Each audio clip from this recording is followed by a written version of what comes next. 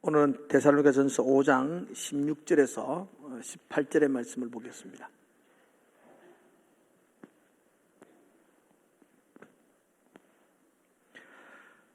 우리 너무나 잘 알고 있는 말씀이니까 같이 읽도록 하겠습니다. 16절에서 18절까지 말씀입니다. 함께 읽읍시다. 시작. 항상 기뻐하라. 쉬지 말고 기도하라. 범사에 감사하라. 이것이 그리스도 예수 안에서 너희를 향하신 하나님의 뜻이니라. 아멘. 오늘 요절 말씀은 18절의 말씀이거든요. 18절만 같이 한번 더 읽어볼까요? 18절만. 다 외우시고 계시죠? 한번 시작. 범사에 감사하라. 이것이 그리스도 예수 안에서 너희를 향하신 하나님의 뜻이니라. 아멘. 오늘은 한국교회가 대부분의 교회가 추수감사절로 지켜요. 우리 한국교회는 11월 셋째 주일을 추수감사절로 지킵니다. 그런데 저희 교회는 우리 다니엘 기도회를 진행 중에 있어서 넷째 주로 한 주 연기해서 감사주를 다음 주일로 지키게 될 겁니다.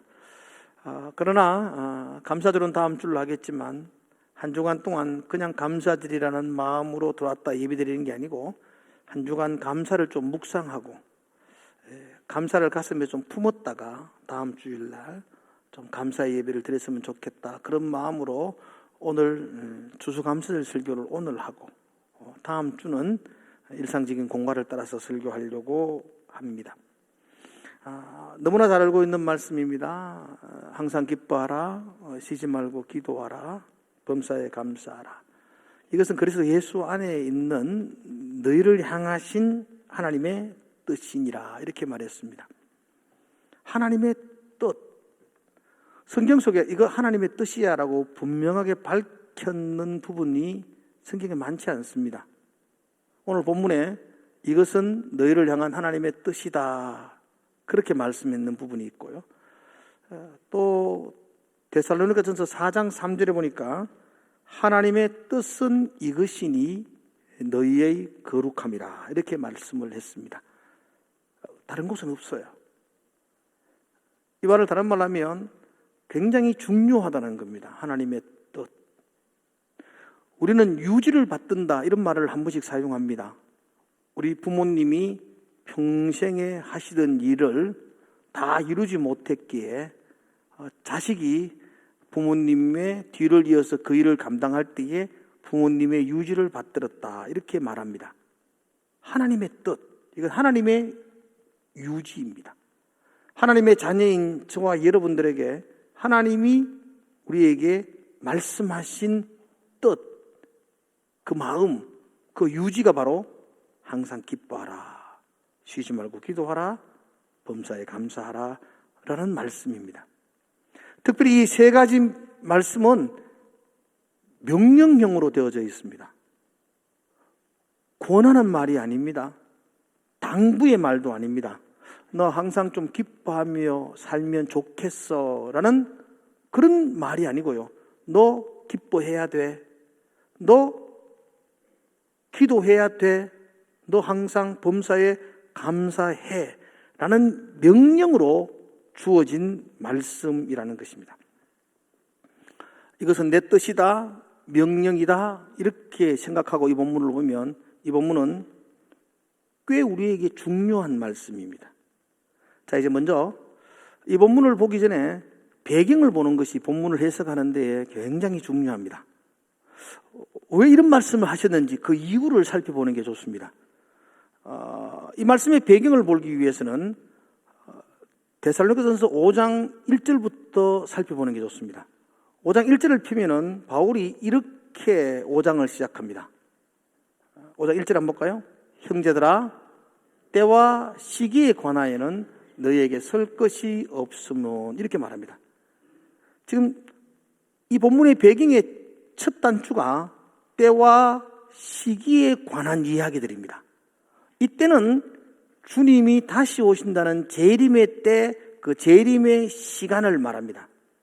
당시 데살로니가 교회에는 잘못된 종말론을 가지고 있고 가르치는 사람들이 있었습니다. 주님의 재림이 임박했다. 곧 오신다. 다음 주일 주님이 오신다. 아니, 주님이 벌써 재림하셨어. 라고 말하는 사람들, 가르치는 사람들이 있었습니다. 그들의 문제가 뭐냐면 주님이 다음 주에 오신다라는 임박함을 강조하면서 이어서 말하는 게, 주님 다음 주에 오시는데 오늘 농사 지을 필요가 뭐 있어 너희들. 주님 다음 주에 오시는데 뭐 그렇게 공부하고 있어? 직장 취직해서 뭐해? 다녀서 뭐해? 임박한 죄림론으로 말미암아 일상의 삶이 무너지기 시작합니다. 교회가 혼란을 겪기 시작합니다. 그래서 사도 바울이 데살로니가 교회에게 편지를 쓰면서 5장에게 그때 그 시에 대해서는 너희에게 쓸 것이 없다. 이 말은 너희들 그거에 대해서 신경 쓰지 마라. 왜 주님이 언제 오시는지가 너희들에게 왜 관심을 가지고 있느냐. 너희들은 주의 재림이 너희들에게는 밤에 도적같이 임하지 못한다. 왜냐하면 너희들이 낮에 속한 사람이야. 너희는 밤의 자녀가 아니고 빛의 자녀야. 그래서 주님이 언제 오시든지 간에 그건 너희에게 중요하지 않아. 그냥 주님 기다리며 오늘 하루를 열심히 살아가야 돼. 이 말이 데살로니가서 5장 1절에서 11절까지의 말씀이세요. 주의 재림에 대하여 그 때와 시기에 대해서 11절까지 말씀하고 이제 12절부터 다시 또 다른 주제로 설교를 하시는데, 형제들아 이렇게 말하면서 12절부터 쭉 설교하는 내용이 무슨 이야기냐면, 이 내용은 간단해요. 앞에서 주의 재림에 대한 이야기를 내가 했지 않느냐. 이제 너희들은 재림을 기다리는 성도, 재림을 믿는 성도들이 어떻게 이 땅에서 살아야 되는가. 임박한 재림을 가르치고 있는 일부 잘못된 사람들처럼 직장 그만두고 농사 그만두고 그냥 교회 와가 흰옷 입고 박수만 치고 살아가면 안 되고, 주의 재림을 기다리는 성도, 하나님을 믿는 성도는 이 땅에서 이렇게 살아야 돼라는 말을 12절부터 해나가고 있는 거예요. 그러니까 오늘 이 데살로니가 전서 5장 후반부의 총 제목은 주의 재림을 기다리는 성도는 어떻게 살아야 하나, 이런 뜻이에요. 여러분도 주의 재림을 기다리는 성도인 줄로 믿습니다. 하나님 믿으시죠? 여러분들의 중요한 건 믿는다는 게 중요한 게 아니고, 정말 중요한 것은 믿는 여러분들이 오늘 이 교회 안에서, 직장 속에서, 삶 속에서 어떻게 살아야 하는가.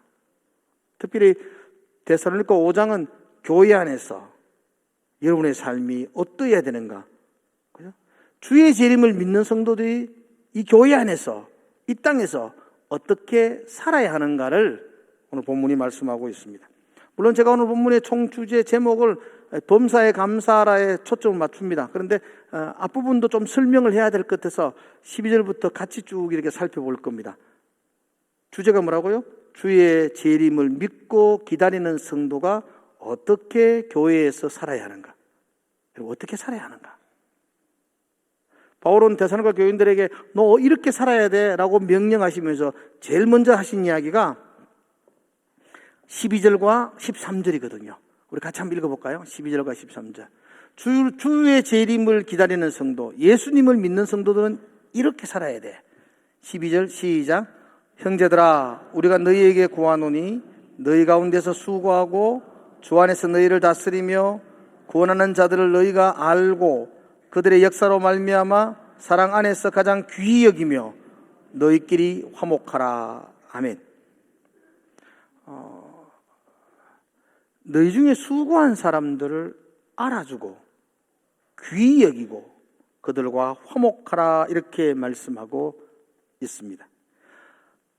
목사가 이런 설교하려고 하면 또 내보고 잘하라 하는 말 같아서 굉장히 민망한데, 그런 말 아니고요. 여기 지도자들이라는 말은 교회의 장로들을 말하기도 하고, 또 여기 지도자라는 말은 중직을 맡으신 분들을 말하기도 하고, 교회 가운데 숨어있는 곳에서 수고하고 헌신하는 모든 일꾼들을 말합니다. 그 일꾼들에 대하여 알아주고, 그들의 수고를 알아주고, 그들을 좀 귀히 여기고 그들과 화목하라는 게 사도 바울의 첫 번째 명령입니다. 너 예수 믿는 사람이니? 너 주의 재림을 기다리는 사람이니? 그럼 교회 안에서 알아주고 귀히 여기고 화목하라. 그렇게 말씀하고 있습니다. 자, 조금 더 배경을 보면 이렇습니다. 여러분, 바울이 데살로니가 교회에서 오랜 시간 동안 복음을 전하며 교회를 세우는데 시간을 투자하지 못했습니다. 바울은 고린도에서는 1년 6개월 동안 그들을 가르쳤어요. 1년 6개월, 짧지 않는 시간이었습니다. 에베소에서는 바울이 3년을 가르쳤습니다. 근데 데살로니가에서는 바울이 3주밖에 머물지 못했습니다. 3주 동안 교회를 세운 거예요. 그러니까 늘 아쉽죠. 야손이라는 집에서 바울이 사람들을 모아놓고 가르쳤는데 그 소식을 들었던 데살로니가 지역에 그 우상을 섬기는 그 불량자들이 사람을 모아가지고 야손의 집을 공격합니다. 바울을 잡으려고요. 그리고 그 집주인이었던 야손과 예수 믿는 사람들을 결박해서 관하로 끌고 가버렸습니다. 바울이 더 이상 그곳에 머물 수 없어서 깊은 밤에 바울이 베레아로 급히 도망을 갑니다. 그러니까 이 데살로니가 교회는 바울의 아픈 손가락입니다. 잘 가르치지도 못했고 잘 세우지도 못했고 오랫동안 있지도 못했고 부랴부랴 도망갔던 교회입니다. 그래서 늘 염려가 됩니다. 걱정이 됩니다. 이 교회 어떻게 되었을까? 3주밖에 못 가르쳤으니까. 그리고 악한 자들의 핍박이 있으니까 이 교회가 이러다가 흔적 없이 무너진 것 아닌가.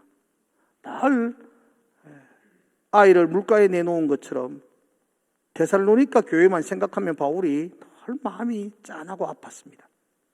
그런데 놀랍게도 얼마 지나고 나서 데살로니가 교회에 대한 소식이 들려옵니다. 그런데 기가 막힌 소식이었습니다. 데살로니가전서 1장에 보면은 바울이 그 소식을 듣고 감격을 합니다. 그리고 이렇게 말합니다. 너희 가운데에 믿음의 역사와 사랑의 수고와 소망의 인내가 넘치는 줄 내가 들었다. 그러니까 그 짧은 기간 동안 복음을 들었던 교회가 믿음으로 역사함이 나타났고요. 사랑 때문에 서로가 서로를 위해서 수고하는 것이 나타났고 하늘을 소망하는 소망으로 인내하며 교회를 세워나가고 있었어요. 그 소문이 아가야 온 지방과 마게도냐까지 퍼졌다 그랬어요. 그러니까 데살로니가 교회에 대한 그 아름다운 소문이 그들이 주와 그리스도를 본받는다는 그 소문이 온 주민에 퍼질 정도로 너무나 기쁜 소식을 들었어요. 이때 그 목회자인 바울은 주체할 수 없는 감동을 받습니다. 여러분. 이건 비교할 수 없습니다. 어떤 기쁨과도 비교할 수 없습니다. 내가 다 하지 못했는데 그냥 놀라운 이야기를 듣는 이 바울이 감격으로 쓰러질 지경입니다. 저희 교회가 120주년을 맞아서 우리 인근에 다문화 교회 더 네이션 교회를 분립했었습니다. 우리 장로님들이 수고하셔서 많은 후원을 했지만 목사인 제가 보기에는 너무나 미안하고 죄송하고 더 많이 주지 못하고 더 많이 섬기지 못해서 안타까웠습니다. 우리 넉넉하게 이렇게 못해주고 그리고 시집 보낸 것처럼 출가를 시켜서 교회를 세웠어요. 그런데 코로나가 왔어요. 여러분 건강한 교회도 코로나 때 얼마나 힘들었나요? 근데 처음 세워진 더 네이션 교회가 코로나를 겪었어요. 얼마나 힘들었는지 뭐 설명할 필요가 없겠죠. 코로나의 거센 여파를 4년 동안 겪고 들었어요. 이제 갓 출발했다가 코로나를 맞았습니다. 제가 작년에 올해 8월 달에 작은 교회 연합회 수련회를 했는데 더 네이션 교회와 여러 집에게 개척교회들이 모여서 수련회를 했는데 제가 말씀으로 좀 섬겨달라 그래서 제가 가서 설교를 했는데 제가 그날 가가지고 얼마나 감격스럽게 울었던지 몰라요. 우리하고 함께 있을 때 그 중학생이든 맨날 예배하면 돌아다니고 뛰들고 이러던 애가 이제는 어엿한 대학생이 돼가지고 하나님을 찬양하는데 리드로 서서 찬양을 해요. 걔들이 손들고 울면서 찬양을 해요. 눈물을 뚝뚝 흘리는데 찬양을 하는데, 우와, 그냥 장난꾸러기가 교회의 일꾼이 되어 있었어요. 예배를 하는 동안에 서로 얼마나 큰 은혜를 주고받았는지 몰라요. 아, 걱정하지 않아도 되겠다. 너무나 멋지게 교회가 자라났다는 걸 제가 보게 되었어요. 얼마나 기쁜지 몰라요. 바울이 그랬을 거 아니에요. 데살로니가 교회가 그렇게 아름답게 살았다는, 성장했다는 소식을 때 바울의 기쁨은 말로 표현할 수 없습니다. 근데 여러분, 데살로니가 교회가 그렇게 건강하게 세워진 데는 저절로 된 것일까요? 드네신 교회가 그런 어려움 속에서 참 멋지게 아름답게 지금 세워지는 것이 그냥 된 것일까요? 그렇지 않습니다. 지도자들의, 앞서 있는 자들의 눈물과 기도와 헌신이 있었습니다. 말 안 해도 다 합니다. 얼마나 많이 기도하고 얼마나 많이 눈물을 흘리며 얼마나 많이 가슴 졸이는 밤을 보내며 교회를 세웠는지 아무 말할 필요 없습니다. 그렇지 않고는 그렇게 세워질 수가 없습니다.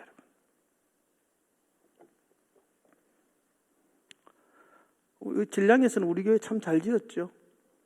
15년 전 이렇게 지었는데 14년 전 입당을 했는가요? 그럴 건데 하여튼 14년, 15년 전 시골 이렇게 멋지게 지었잖아요. 이게 저절로 하루아침에 뚝딱 된 것 같아요.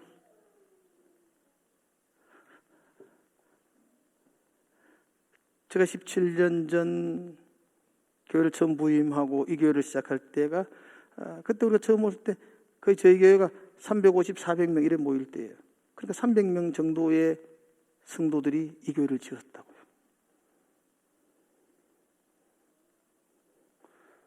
다 짓고 났을 때에 14년 전이죠.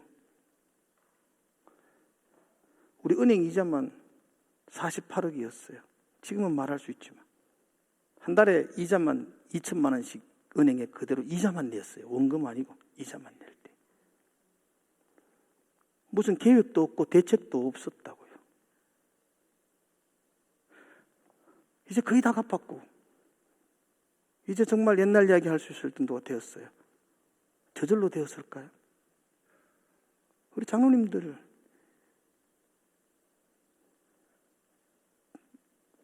말로 표현할 수 없습니다. 이 시골에서 장로님들 1억씩 현금하신 분들이에요. 이 시골에서. 그걸 여러분 한두 마디 말로 수고하셨습니다. 이렇게 표현하면 안 돼요.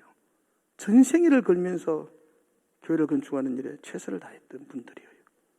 우리 건축 끝나고는 뭐 괜찮았나요? 한 달에 2천만 원씩 이자 내는데 그게 저절로 됐을 것 같습니까?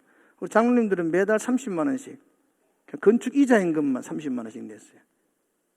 수천만 원 건축임금 내고 매달 30만 원씩 이자임금을 냈다고요. 권사님들은 20만 원씩 내라 그래서 냈어요. 근데 참 장로님과 권사님이 부부잖아. 50만 원씩 냈다고요. 그래서 목사인 제가 그분보다 적게 냈으면 저도 50만 원씩 냈다고요. 저 건축임금 상당했습니다. 그리고 이자임금도 내고요. 우리 장로님도 뭐 저는 교회에서 받은 거 그냥 냈을 뿐이고 장로님들은 정말로 힘들게 하셨고 우리 집사님들 수고하셨어요. 그래서 이렇게 세워졌어요. 저절로 세워진 게 아니고 수많은 지도자들의 눈물과 땀과 기도와 걱정하고 염려하면서 하나하나 세워나갔던 교회예요. 바울이 데살로니가 교회를 생각하면서 수많은 지도자들의 앞서 있는 일꾼들의 눈물과 땀을 기억하기에 그가 그렇게 말하잖아요. 너 예수 믿는 사람이니? 너 주의 재림을 기다리는 사람이니? 그렇다면 네가 수고하고 주 안에서 애쓴 그들을 알아주라. 그리고 귀히 여겨라. 화목하라. 내가 너희에게 구하노니 명령한다. 이것이 재림을 기다리는 성도들이 해야 될 일이다 라고 교회 가운데에 외치고 있습니다. 요즘 어떤 사람들은 잘못된 생각을 가지고 있는 사람들이 종종 있습니다. 내 위에 힘 있는 사람, 권위 있는 사람에게는 대항하고 맞서는 게 의요, 정의고 민주주의라고 생각합니다. 군사 정권이 있을 때에 그들의 칼날 앞에 서서 목숨을 바쳤던 사람을 열사투사라고 했던 것처럼 그냥 권위에 맞서서 권위에 대항하여 권위를 무너뜨리는 것이 그것이 의로운 정의라고 생각하는 분들이 종종 있습니다. 그런데 그렇지 않습니다, 여러분들. 성경에는 그렇게 가르치지 않습니다. 성경에는 너희 가운데 수고하고 애쓴 그 지도자들을 향하여 그분들을 향하여 알아주고 귀히 여기고 화목하라고 강력하게 명령하십니다. 정말로 수고하신 분들 많습니다. 여러분 알아주셔야 됩니다. 귀히 여겨주셔야만 합니다. 저와 여러분들에게는 누구에게나 동일하게 내 위에 권위자가 있습니다. 저에게도 저를 가르쳤던 내 위에 권위자 선생님이 계시고 나를 지도했던 목사님도 계시고 여러분 모두에게도 여러분 위에 권위자가 있습니다. 그리고 여러분 모두에게는 여러분 아래에도 권위자가 있습니다. 내 자녀들도 내 아래의 권위자요. 나의 가르침을 받는 제자들도 내 아래의 권위자입니다. 나이가 어린 젊은이들도 내 아래의 권위자입니다. 우리 모두는 내 위에 권위자가 있고 내 아래에 권위자가 있습니다. 성경은 내 위에 권위자에게 순종하라고 말합니다. 그리고 내 아래의 권위자는 사랑하라고 말합니다. 이게 권위에 대한 그리스도인의 태도여야 합니다. 여러분 누구라도 여러분 위에 권위자가 있다면 그분을 순종하시고 존경하십시오. 여러분 아래의 권위자는 그 누구에게도 여러분들은 사랑하십시오. 그럴 때에 성경의 아름다운 삶을 이루어 나가는 것입니다. 오늘 예수 믿는 성도들에게 데살로니가에 있는 성도들에게 하는 말입니다. 주의 재림을 기다리는 성도들에게 바울은 말합니다. 알아주고 귀히 여기고 화목하라. 이게 내가 너희에게 하는 첫 번째 명령이라고 말씀합니다. 두 번째 명령은 14절과 15절입니다. 형제들아 너희를 권하노니 게으른 자들을 관계하며 권괴하며 마음이 약한 자들을 격려하고 힘이 없는 자들을 붙들어주며 모든 사람에게 오래 참으라. 참가 누가 누구에게든지 악으로 악을 갚지 말고 서로 모든 사람을 대한 항상 선을 따르라. 이게 두 번째 하신 명령입니다. 이것은 너희 옆에 있는 분들에게 하라는 말입니다. 우리 교회 안에는 약한 사람이 있고요. 교회 안에는 게으른 사람이 있습니다. 교회 안에도 악한 사람도 있습니다. 그러니까 내가 싫어하는 사람이 교회에 있다는 거죠. 그렇죠? 그런 사람을 선으로 대하라는 겁니다. 교회 안에 내가 좋아하는 사람만 가득한 것 아닙니다.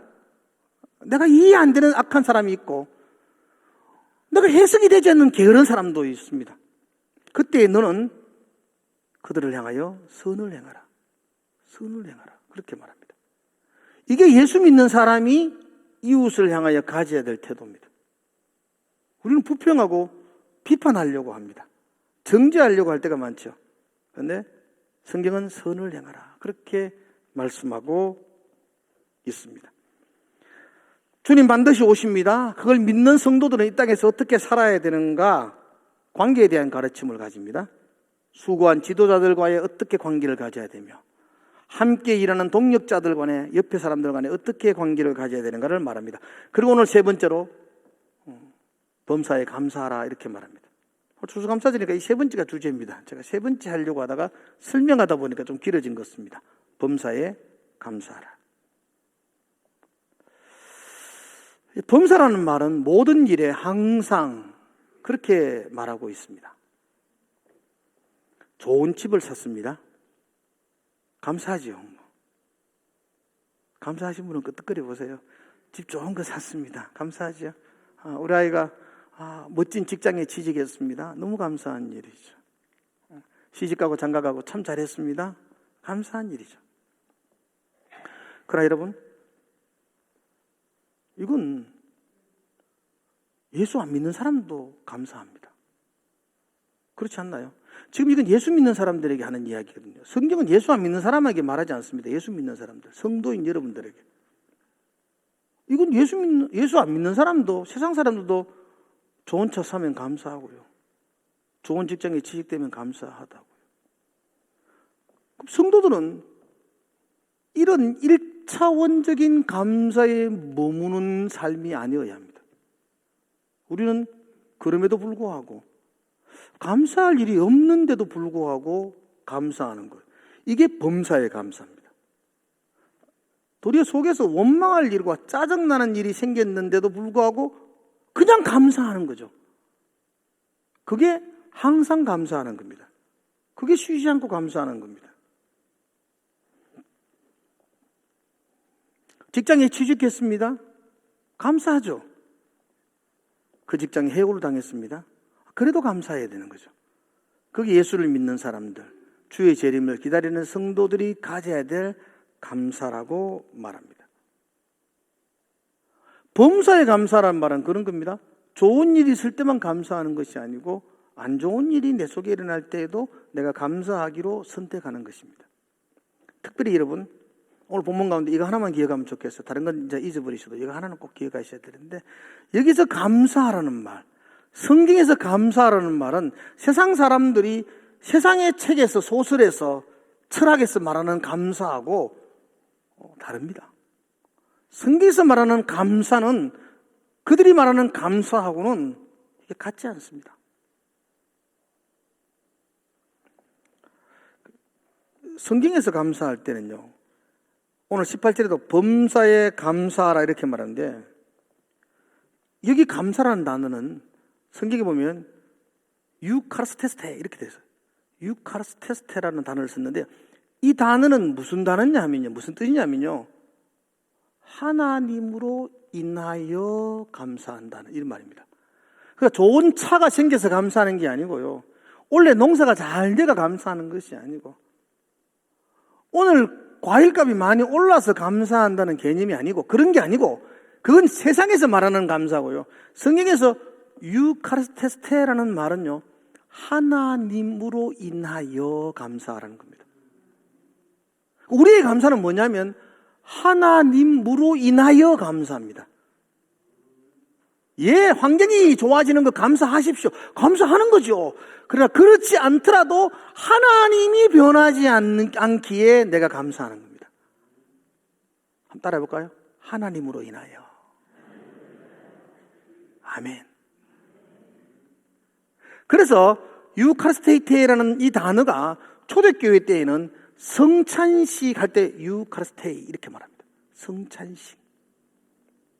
같이 사용되었습니다. 감사, 성찬식. 이렇게 사용되어졌습니다. 성찬식은 날 위해 몸을 찢으신 예수 그리스도로 인하여 날 위해 보혈의 피를 흘려 씻겨주신 그 예수님, 그 예수님을 바라보는 게 성찬식 아닙니까? 그 예수님으로 인하여 감사하는 것. 이게 유카르스테이라는 단어입니다.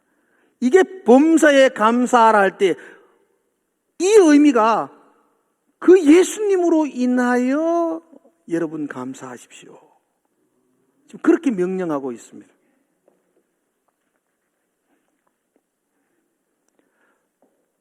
하박국 선지자가 이 부분에 대해서는 굉장히 명확하게 이야기했죠.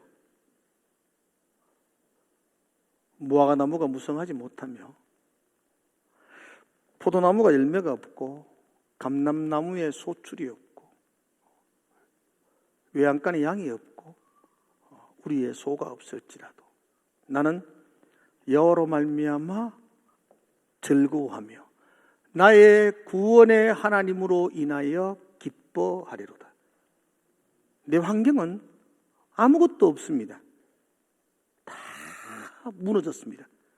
그런데 하나님으로 인하여 즐거워하며 내 구원받은 거, 그거 생각하니까 나는 기쁘지 않을 수 없다. 내가 구원의 하나님으로 인하여 기뻐하리로다. 이게 성경에 말하는 감사입니다. 하나님으로 인하여. 이것이 주의 재림을 기다리는 예수를 믿는 성도들이 가져야 될 삶입니다. 범사에 감사하십시오. 오늘 제가 설교 제목을 원망과 감사는 내가 선택하는 것입니다 그랬습니다. 원망과 감사는 내가 선택하는 것입니다. 무엇을 선택할지 내가 하는 것입니다. 그 결과도 내가 책임져야 할 것입니다. 내가 믿음의 사람이라면, 주의 재림을 기다리는 성도라면 내가 무엇을 선택해야 될지 내가 결정해야 합니다. 그런데 우리는 아담 이후로 죄의 본성에 길들여져 있는 사람입니다. 저와 여러분들의 속에는 죄가 강수와 같이 흐르고 있는 그런 본성이 있죠. 그래서 우리는 애쓰고 노력하지 않으면 불평의 사람이 됩니다. 여러분 잘 기억하십시오, 여러분들.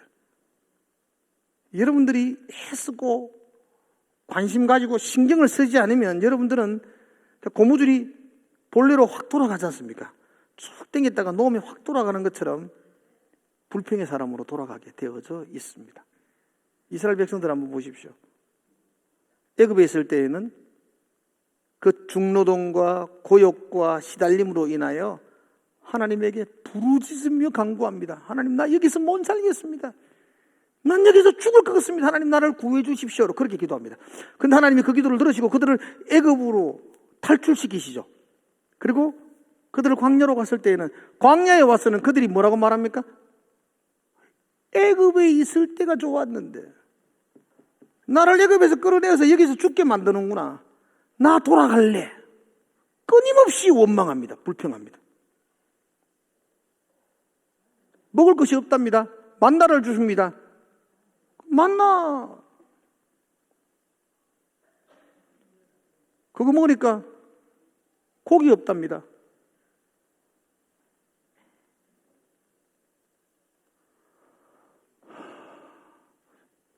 끊임없이 그들이 원망하고 불평합니다. 가나안 땅에 들어가서는 불평 안 했습니까? 동일하게 불평합니다. 그러므로 여러분, 원망과 불평은 죄인된 우리에게는 습관과도 같습니다. 이 습관을 잘라내는 것이 참 힘들더라고요. 힘들어요. 쉽지 않다고요. 여러분들이 감사절을 준비하면서 내 속에 있는 잘못된 원망과 불평의 습관들을 좀 잘라내야 되겠다는 생각을 가져야 돼요. 그 생각을. 저도 마찬가지겠지만. 그래야만이 감사를 선택할 수가 있습니다. 이스라엘 백성들이 그렇게 불평하는데 왜 저리 불평만 해? 근데 가만히 보면 불평할 게 있어요. 불평할 게 없는 게 아니에요. 불평할 거리가 많잖아요. 광야도 온통 불평할 거리지 않습니까? 생각해보면 그들이 감사할 거리가 있는 게 아니고 불평할 거리가 넘치는 것을 보게 돼요. 근데 이 같은 환경이지만 관점이라 그러죠. 생각을 바꾸어 보십시오. 그들이 늘 만나 때문에 불평을 합니다. 근데 만나가 얼마나 좋은 거예요? 매일 아침마다 일용할 양식을 공급해 주지 않습니까? 우리가 일용할 양식 때문에 지금 얼마나 힘들고 수고하며 농사를 짓고 있나요? 근데 만나는 가만히 하늘에서 거저주잖아요. 냉장고 필요 없습니다. 매일매일 신선하고 새로운 만나. 매일매일. 얼마나, 생각을 조금만 바꾸면 얼마나 감사한 일입니까? 고기 없다. 나 고기가 먹고 싶어. 그러니까 하나님께서 메추라기를 보내주시잖아요. 메추라기. 잘 가슴에 안 닿죠? 통닭. 하나님이 통닭을 보내주세요, 통닭을. 그래서 통닭을 몇 마리 주셨을까요? 5마리? 아닙니다, 여러분들. 그 민수기에 보면요. 통닭이 쌓여가지고 1m가 쌓입니다. 그리고 땅에 통닭이 떨어지는데 2마리 치킨은 아니고 고급스러운 통닭이 떨어지는데 1m가 쌓여요. 1m가 쌓여가지고 반경 하루길이라 그랬으니까 하루길이 얼마인지 30km, 40km, 30km. 30km를 1m 통닭이 쌓였다고 생각해 보십시오. 굉장한 곡이 아니에요. 엄청난 거 아니에요. 이게 감사하지 않을 일이에요, 이게. 홍해가 갈라집니다, 여러분. 홍해 갈라진 거 보셨어요? 토산지가 갈라져도 얼마나 멋지겠어요. 근데 홍해가 갈라졌다고요. 그 갈라진 새 길로 그들이 걸어갔다고요. 왜 감사하지 않아요? 불과 구름 기둥을 볼 때마다 왜 감사하지 않아요? 반석을 쳤는데 물이 쏟아졌어요, 여러분들. 여러분, 반석을 명하고 쳤더니 물이 쏟아졌는데요. 물이 뭐 쫄쫄쫄 쏟아졌을 것 같아요. 여러분, 그렇지 않습니다, 여러분. 남자만 60만 명이 먹을 수 있는 물입니다. 그때 쏟아진 물이 나야가라 폭포가 되었다. 그런 이야기도 있지만 성경은 없는 이야기입니다. 그런 폭포, 그런 엄청난 폭포수가 쏟아졌다고요. 왜 감사하지 않을까요? 가장 큰 감사는 그 광야길 통해서 하나님이 함께 하셨잖아요. 하나님이 함께 하시는 거. 이보다 더 감사할 일이 어디 있겠습니까? 하나님으로 인하여. 여러분, 감사와 원망은 내가 선택하는 것입니다. 감사만 가득한 인생 없습니다. 불평하고 원망할 일만 넘치는 인생도 없습니다. 우리 인생을 돌아보십시오. 감사할 일만 있던가요? 원망할 일만 있던가요? 아니에요. 그것들이 섞여서 내 인생 가운데 매일매일 다가옵니다. 내가 뭘 선택할 것인지 내가 결정하셔야 됩니다. 내가 감사를 선택할 것인지 원망을 선택할 것인지, 내가 이 문제를 놓고 감사로 선택할 것인지 원망을 선택하지, 내가 선택하는 것입니다. 내가 감사를 선택하면 내 인생의 행복의 문이 열릴 것이고, 내가 원망을 선택하면 내 인생의 불행의 문이 내 앞에 열리게 될 것입니다. 제가 이번에 감사를 설교하면서 읽었던 책 중에 어떤 분이 그렇게 적어 놓았더라고요. 인생은 내 앞에 있는 문제를 푸는 것이다, 이렇게 말했어요. 한번 따라해 봅시다. 인생은 내 앞에 있는 문제를 푸는 것이다. 여러분, 지금 수많은 문제를 풀면서 여기까지 왔잖아요. 누구하고 결혼할 것인지 그 문제도 풀었고, 자식을 어떻게 키울 것인지 그 문제도 풀고, 지금도 풀고 있지만 수많은 문제를 풀면서 지금 여기까지 오고 있는 게 저도 그렇고 여러분도 똑같은 거예요. 그래서 인생은 문제를 푸는 것이다고 말해요.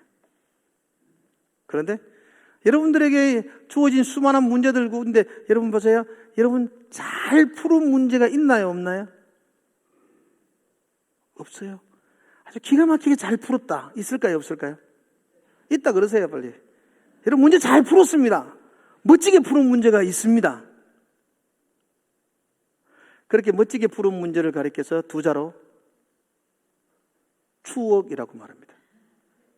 그 여러분 인생의 추억으로 남았어요. 돌아보세요. 추억. 그때 아무 일 없었나요? 그 가난할 때 그게 추억으로 남았다. 그 가난을 잘 풀었잖아요, 여러분들.